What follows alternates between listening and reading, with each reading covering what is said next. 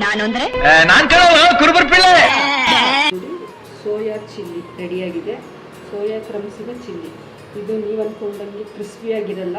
Chicken ಯಾವ ರೀತಿ ಇರುತ್ತೆ ಆ ಥರ ಇರುತ್ತೆ. ಚಿಕನ್ ಕಬಾಬ್ ಮಾಡಿದಾಗ ಯಾವ ಥರ ಅನಿಸುತ್ತೆ ಹಂಗೇ ಇದು. ತೋರಿಸ್ತೀನಿ ನಿಮಗೆ ಒಂದನ್ನು.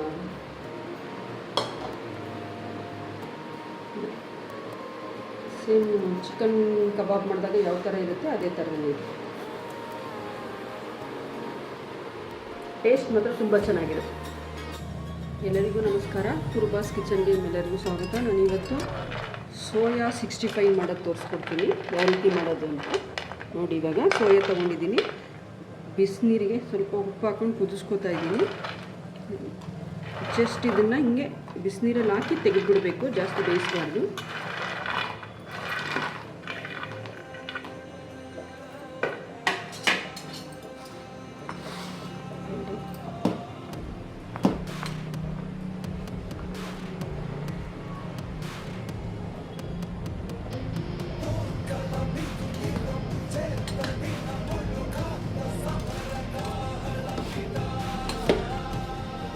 ತೆಗಿತಾ ಇದ್ದೀನಿ. ಹಾಕಿ ಒಂದೆರಡು ಸೆಕೆಂಡಲ್ಲಿ ತೆಗೆದುಬಿಡ್ಬೇಕು, ಇಲ್ಲಾಂದರೆ full ಬೆಂದೋಗ್ಬಿಡುತ್ತೆ.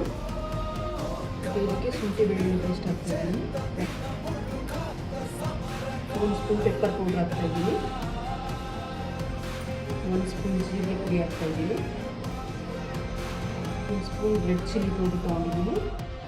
1 spoon red chilli powder ತೊಗೊಂಡಿದ್ದೀನಿ, ಮನೆಯಲ್ಲೇ ಮಾಡಿಟ್ಕೊಂಡಿರೋದು. 1 ಸ್ಪೂನ್ ಧನಿಯಾ ಪುಡಿ ಹಾಕ್ತಾಯಿದ್ದೀನಿ. ಖಾರ ಪೌಡ್ರ್, ಇದು ಸ್ವಲ್ಪ ಖಾರ ಇರಬೇಕಲ್ವ, ಅದಕ್ಕೆ ಖಾರ ಸ್ವಲ್ಪ ಹಾಕ್ತಾಯಿದ್ದೀನಿ. ಇದು ಗುಂಟೂರು ಮೆಣಸಿನ್ಕಾಯಿ ಪೌಡ್ರ್, ಅವಾಗಲೇ ಹಾಕಿದ್ದು ಬ್ಯಾಡಿಗೆ ಮೆಣಸಿನ್ಕಾಯಿ ಪುಡಿ. ಇವಾಗ ಹಾಕ್ತಿದ್ದು ಗುಂಟೂರು ಮೆಣಸಿನ್ಕಾಯಿ ಪುಡಿ. ಅದು ಬ್ಯಾಡಿಗೆ ಮೆಣಸಿನ್ಕಾಯಿ ಹಾಕೋದು ಕಲರ್ಗೋಸ್ಕರ, ಗುಂಟೂರು ಮೆಣಸಿನ್ಕಾಯಿ ಪೌಡ್ರ್ ಹಾಕೋದು ಖಾರಕ್ಕೋಸ್ಕರ. 1 ಸ್ಪೂನಷ್ಟು ಮೈದಾ ಹಾಕ್ತಾಯಿದ್ದೀನಿ. 4 ಸ್ಪೂನಷ್ಟು ಕಾರ್ನ್ಫ್ಲೋರ್ ಹಾಕ್ತಾಯಿದ್ದೀನಿ.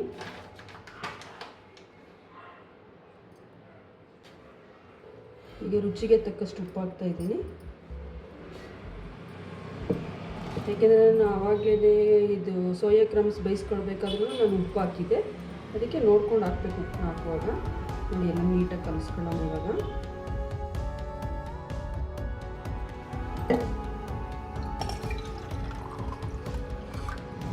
ಸ್ವಲ್ಪ ನೀರು ಸೇರಿಸ್ಕೊಂಡು ನೀಟಾಗಿ ಗಟ್ಟಿಯಾಗೋ ಥರ ಕಲಿಸ್ಕೋಬೇಕು. ನೋಡಿ, ಕಲಸಿ ರೆಡಿಯಾಗಿದೆ. ಒಂದು 5 ನಿಮಿಷ ಇಟ್ಟಿದ್ದೆ. ಇವಾಗ ಇದನ್ನು ಎಣ್ಣೆಗೆ ಹಾಕೋಣ ಬನ್ನಿ.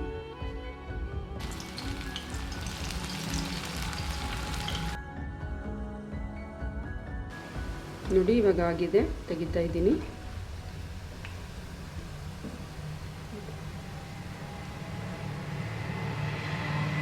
ನೋಡಿ, ಸೋಯಾ ಚಿಲ್ಲಿ ರೆಡಿಯಾಗಿದೆ. ಸೋಯಾ ಕ್ರಮ್ಸಿನ ಚಿಲ್ಲಿ. ಇದು ನೀವು ಅಂದ್ಕೊಂಡಂಗೆ ಕ್ರಿಸ್ಪಿಯಾಗಿರಲ್ಲ. ಚಿಕನ್ ಯಾವ ರೀತಿ ಇರುತ್ತೆ ಆ ಥರ ಇರುತ್ತೆ. ಚಿಕನ್ ಕಬಾಬ್ ಮಾಡಿದಾಗ ಯಾವ ಥರ ಅನಿಸುತ್ತೆ ಹಂಗೇ ಇದು. ತೋರಿಸ್ತೀನಿ ನಿಮಗೆ ಒಂದನ್ನು.